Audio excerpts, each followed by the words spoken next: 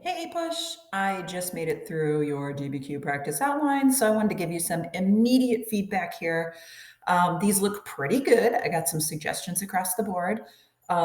Two of you who shall remain nameless have not done it yet, so, take care of that ASAP, okay? And of course, always email me with any questions. But remember, these are just practice. We're trying to get you ready for this DBQ, whenever it may be. So no more than half an hour. All right, we're going quick. So you want to use this template. And again, you can write it down. All of you seem to do it online, which is fine, but you can write it because, of course, in the real deal, I'm pretty sure we're going to write it. I don't know. What do I know? Everything's changing. What's even happening? So anyway, usually we do it written. Let's take a look at the question. Okay. So this question, here we go. To what extent did the goals of the United States foreign policy change from the end of the First World War to the end of the Korean War? Looking carefully at these years, I would say the biggest problem I noticed across the board is most of you started this question in 1933 and ended it in about 1945. That's a big oof. You're going to make sure you really need to. If they give you years, folks, you got to cover those years. So I had a couple of you that really did a great job really pulling in the end of the First World War and the isolation of the 20s. That was a common thing missed. But then also, a lot of you stopped in 1945, didn't even mention the Korean War, didn't even mention things like Marshall Plan, Truman Doctrine, what's happening in Berlin. So that's also kind of a problem. So, just be careful. And this is where that brainstorm is going to help. You might even want to write on your brainstorm the first year and the end, and maybe that'll help you really make sure you're covering those years. Okay. So we had document one, you had a chart on defense spending, and this would hopefully tell you we have World War II going on, but then also look at the spending creeping up, right? And that's atomic energy, that's nuclear weapons, that's arms buildup right there. All right, we have Stimson with 32. I think this is why a lot of you just started in 32, 33. Be careful, because remember, they're trying to catch you. There's always going to be things left out. So they did not put in things like the global Great Depression, like the return to normalcy, like the desire to remain politically and economically isolationist in the 20s. Shout out to those of you who did, high five, because they are testing you. So a lot of you were, I would say, kind of weaker on your first paragraph, just because you missed a lot of that. Most of you had really strong second paragraphs where you're talking about how the US went from being isolationist to interventionist in World War II. And then a little weaker on the third. So, so not as many people were talking about Marshall Plan, Truman Doctrine specifically. You were quoting this, but not really putting it in the correct context. So, again, just things to work on and think about what they're not putting in here, right? And you have not really specifically anything on the causes or effects of Korea because they want you to do that. I don't see anything specifically on Berlin. They want you to notice that. So again, holla to those of you that did. I had a few of you that really did a nice job on that.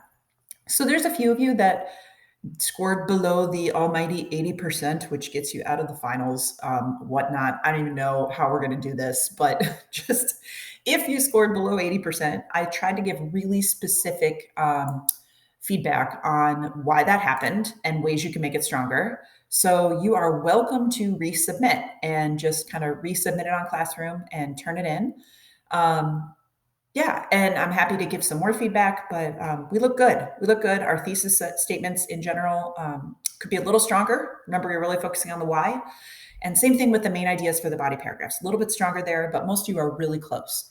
You guys are doing awesome. This stinks. I would way rather have you in front of me right now. I am talking to a computer screen, and it is not as fun. So I am hoping to set up some Zoom virtual meetings. Our school is kind of getting in the process of getting that up right now. So that I think is going to be great for us because I can host kind of like live Q&As. I can see your faces again. Yeah, that's going to be good news. So the only other thing we've got going on this week, and you can see I posted some period review. Okay, remember, I can't technically give you any new information right now. Not sure how long that's going to last, but this is our policy at the moment. So we are just flipping this. We're going to review now. So I've got period 1 and period 2. You guys, these are simple. I'm just saying, hey, oh, look at you turning them in. Look at you guys. You guys are awesome. So you are heading to the AP US History Gilder Lehrman website, and you're going to open up period 1. You're going to, yep, there it is. And if you're like, what even happened here, Mrs. Zimnick? Well, that's when this video is going to help, right? You get a whole page on this period. Watch the video. It's going to brush. You're going to be like, Columbian Exchange. That's usually like the only thing people remember from this. There is more to it than Columbian Exchange, okay? And then you're going to click through the timeline, and you're going to watch any little videos embedded in there, because that's going to help you a lot. And here's where you're going to record your answers and your thoughts. Okay, 4 simple steps. Again, this should take you no more than a half hour. No more than, some people are here. Okay, no more than a half hour. And I'm going to hopefully be able to do, if not live right now, I'm going to do some pre-recorded answers of your questions. I'm hoping we can turn this into a live Q&A, which will be super fun.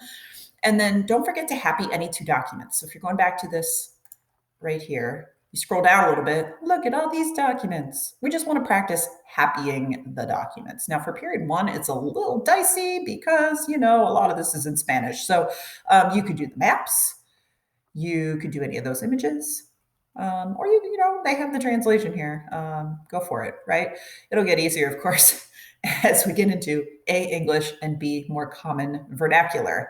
So yeah, so this is what we've got going on today and tomorrow. I'm saying check out periods 1 and 2. All right, you guys, this is just no fun. I'm doing the best I can. I know you are too. I appreciate that. The other thing that would be helpful to do is Ms. Highlander saying, hey, just for when we come back, I'm being positive. I'm saying when. For when we come back, check out these reading guides. This is going to set you up for success. These are not due, okay, for a grade. These are, I can't, because this is all new information, but this is really going to help you. We've only got 6 chapters left. Okay, think about that. We've done most of the hard part. Plus, these chapters are, I think, super interesting on the civil rights movement in Vietnam and stuff. So yeah, so this is going to help. Okay, this is going to help. Please email me with any questions. You are not inconveniencing me if you email me. Okay, I want you to email me.